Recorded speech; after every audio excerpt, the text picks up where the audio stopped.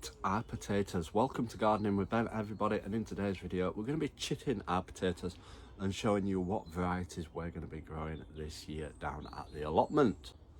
So at this time of year all the potatoes are starting to get into the garden centres and into the shops. These are seed potatoes, what you usually look out for. So we've got 4 varieties that we're going to be growing this year. We've got loads. I absolutely loved them in the air fryer last year. They were absolutely gorgeous and I had lots and lots of chips. So yeah, we've got plenty of potatoes to be growing this year. So we've ordered all these, we've got them all come, so we need to start chitting them. If you've not watched my video on what chitting means, make sure you drop that a watch and see what it means. Basically it means that they'll be ready a bit earlier, probably about 2 to 3 weeks earlier, so they're a bit faster cropping and you get them ready, and sometimes they can produce more potatoes from chitting them as well. So the varieties that we are going to be growing this year are Jazzy. We've got some Jazzy ones. This is a kilogram of potatoes, so there's quite a few there. These are a great variety, and as you can see, they're starting to sprout already.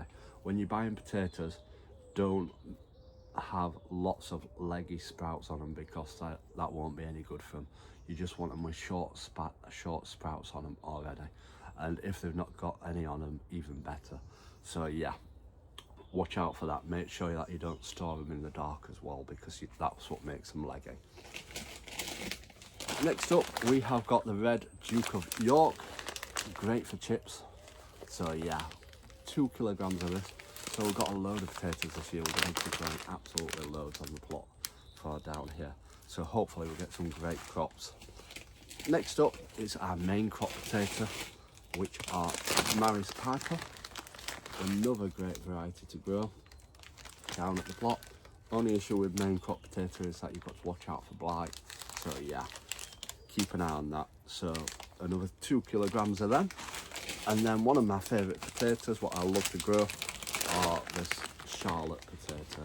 So yeah, we've got 4 varieties that we're growing down here at the allotment this year, and we best get these into egg cartons and seed trays ready for chitting.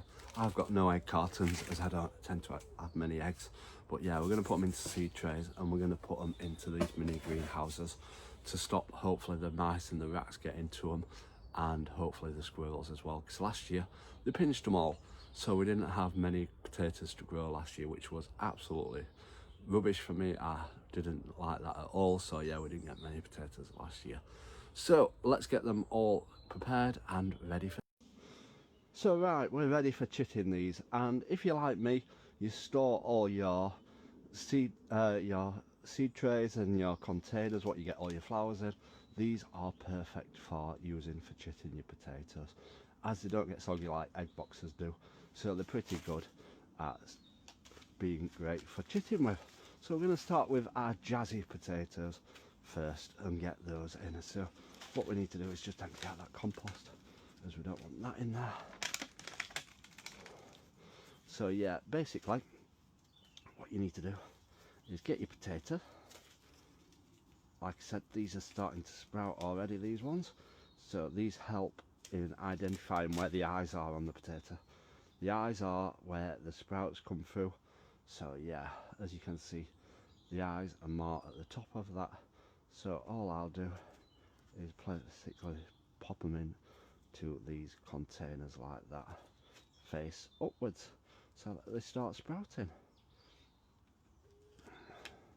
Like I said, egg cartons are probably usually better for doing this, but they can get pretty damp, so you've got to be careful about them. So just stand them up like so in these trays.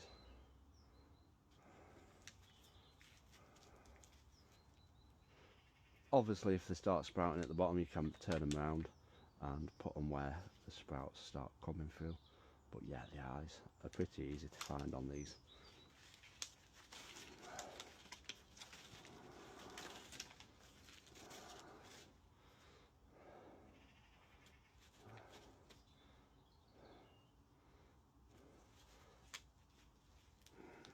And this just encourages better growth on the potatoes and hopefully getting some great rewards from them.